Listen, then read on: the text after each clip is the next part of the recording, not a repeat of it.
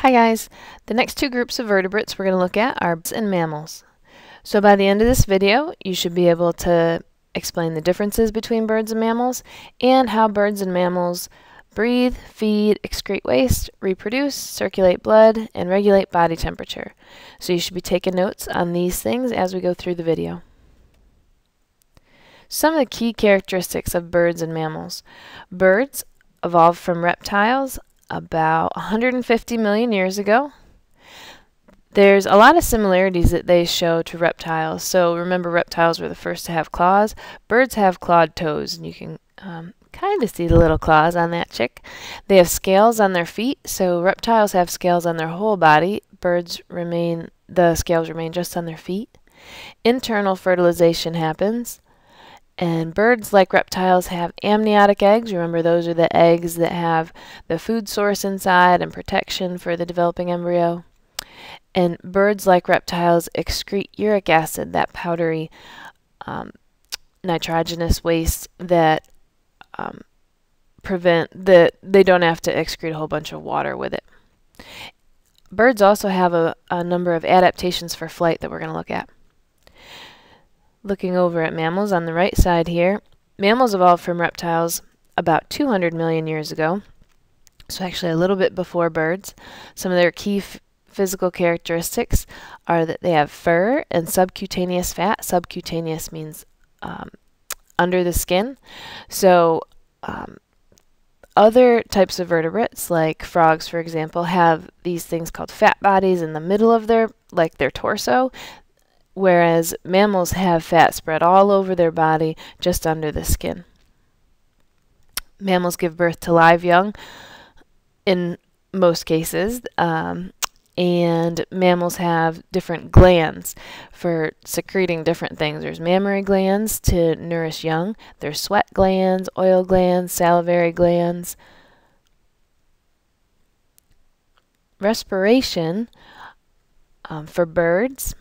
There's air sacs that are connected to the lungs. So you see there's a sequence of air sacs.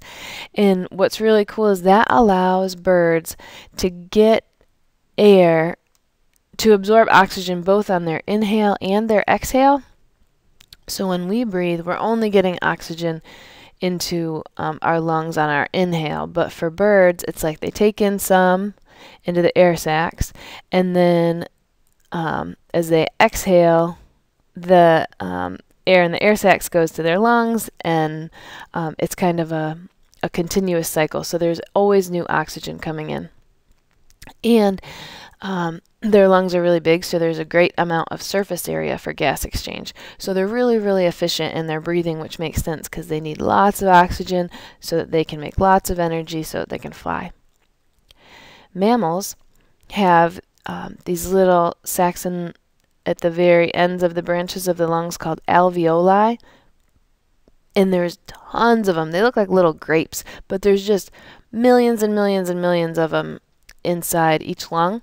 And that when you have lots of little balls like that, like lots of little grapes at the ends of the lungs, that makes there be tons and tons of surface area for gas exchange, so it makes our breathing more efficient. Mammals also have a diaphragm, which is a muscle that draws air into the lungs. So every time you inhale, your diaphragm is contracting. For feeding and excretion, remember, excretion is how vertebrates get rid of waste, especially nitrogenous waste. Birds, instead of jaws, they have beaks, and they don't have teeth. We've talked about this, I think, a little in class, in most of the classes. And instead of teeth, they have that gizzard, the organ in their esophagus where they swallow little stones, and the gizzard kind of grinds up the food for them. And then when they need to fly, they can regurgitate the stones so that they don't carry around the weight of teeth. And the shape and the structure of the beak is going to determine what foods each bird eats. So some birds eat worms, insects, fish, seeds, fruit. Some eat smaller vertebrates, and the shape of their beak is related to what they eat. Birds excrete uric acid, so that's the white powdery stuff. And again, it doesn't need to be diluted with lots of water. Mammals, some are herbivores, some are carnivores, some are omnivores. So there's all different mammals, and they eat all different things. What's pretty cool is mammals' teeth shape varies depending on their diet. So we can all imagine meat-eating mammals, and that they have really sharp canine teeth to get their prey and rip apart meat. This, if you look down here, this is an elephant's mouth. If you've ever seen an elephant's teeth, it's crazy. They're totally flat, but like lots of ridges in them, and that's because they grind up plant matter, really tough plant matter. So their teeth are huge, but they're really flat, and their pointy tusks aren't so much for getting food. These teeth are for grinding up their food. Also, the digestive tract of mammals varies depending on their diet. So herbivores have a really long intestine, and they'll have lots of bacteria in their intestine because it's hard to break down plant matter. So it takes longer digestive tract and some help from microorganisms. Mammals also have highly developed kidneys for filtering blood, and they excrete urea, which is kind of an in-between between uric acid and ammonia. So it does have to be diluted somewhat with water, but it's not as toxic as ammonia. So for circulation and temperature regulation, there's a lot of similarities here between birds and mammals. So both birds and mammals have a 4-chambered heart and a double loop circulatory system. So that means that blood goes to the heart twice. So blood will go out to the lungs, pick up oxygen, go back to the heart, get pumped through the heart, pumped out to all the tissues of the body where the tissues pick up the oxygen. Then the blood goes back to the heart and gets pumped back to the lungs where it picks up oxygen again. So that's a double loop where it's going to the heart twice, and that's for both birds and mammals. And so that system with 4 chambers and a double loop is really efficient and powerful. And so you can imagine why birds need that to fly, why mammals need it to run and climb and swim, all the things that they do. Birds' heartbeats are super, super rapid, 150 to 1,000 times per minute. Most mammals are a little lower than that, although some really small mammals have pretty high heartbeats. So it depends on their lifestyle.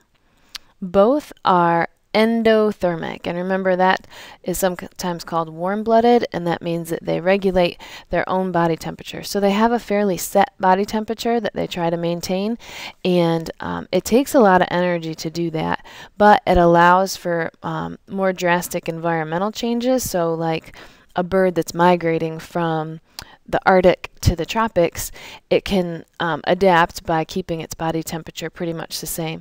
And same thing with mammals. It allows mammals to live in really extreme ecosystems. So, you know, there's mammals that live in the Arctic where it's frozen all year long, and there's mammals that live on the equator where it's really pretty all year long, or in the desert.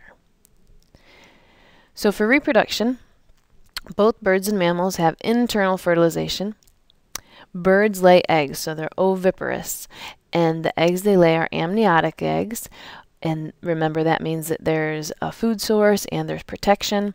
What's different about the shell of bird eggs versus reptile eggs is that there's calcium in bird eggshells, and so they're harder. Remember, the reptile eggs are more leathery, so you can see like here when you crack a chicken egg, you can actually crack it, whereas reptile eggs it's a little softer.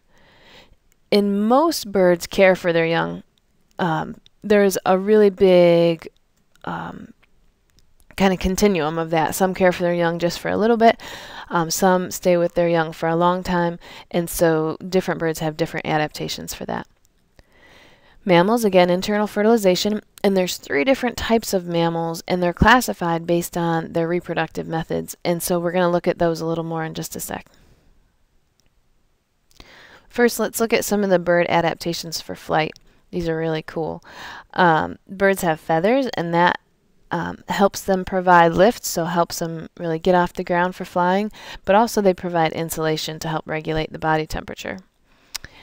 Birds have a really big sternum. The sternum is like the breastbone or the chest bone. In our sternum is flat. Birds, it's called keeled. It like has a ridge that comes out, and it allows for just this really thick kind of pectoral muscles, and those are really important for allowing the wings to beat for flight. The four-chambered heart, which we've talked about, again, it makes really efficient circulation so that all the tissues of the bird's body get all the blood and all the oxygen they need to make all the energy they need to fly. You'll hear a lot that birds have hollow bones, and that's not altogether accurate. The bones are more like, the insides of them are like a kind of a, they call it a matrix. So there's holes that go through the bones to make them lighter, but if they were just totally hollow, they'd be really brittle. So there's like little kind of connections in there. It almost looks like spider webs inside the bones to make them strong, even though the inside isn't solid. Again, birds don't have teeth, and that's to reduce their weight, but the gizzard and the stones helps them grind up their food. Beaks are lighter than jaws, so that's an adaptation to make them lighter again.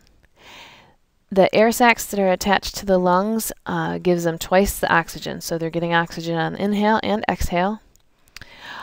The bird's testes are internal, because if they were external, that would make for some balance issues with flying.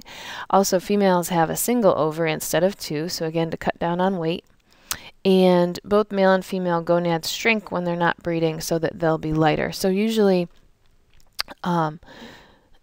when a bird is migrating long distances, it's not breeding while it's migrating, and so if they're when birds are migrating, gonads will shrink, and then when they breed, they will get back to the size they need to be to reproduce. Here are the three groups of mammals. There's the monotremes, and they are the most primitive. They lay eggs, so they have amniotic eggs. They're only found in Australia and New Guinea. Some examples are the duckbill platypus and spiny anteater, and here's a spiny anteater right there. Second group is marsupials. They have live young, but they're born super duper early, like just as tiny, tiny, tiny little embryos. And they, as soon as they're born, they latch on to their mom and start feeding, and they complete their development in their mom's pouch. Most of these are in Australia or South America. One example from North America is possums. Or that's found today in North America anyways, possums. Koalas and kangaroos are examples you're probably familiar with. And then placental mammals are viviparous, so that means they bear live young with a longer period of development in the mother's uterus. And this is most of the mammals that we're familiar with: humans, mice, bats, whales, deer, manatees. And they develop with a placenta, or an organ that connects the embryo to the mom's uterus, and that's how the baby, or the developing embryo, gets oxygen and nutrients and gets rid of waste while the embryo is developing. So again, things you should know after this video: the differences between birds and mammals and how each does its breathing, feeding, excretion, reproduction, circulation, and body temperature regulation. So go back and get those things if you need them. Have a great night. I'll see you tomorrow.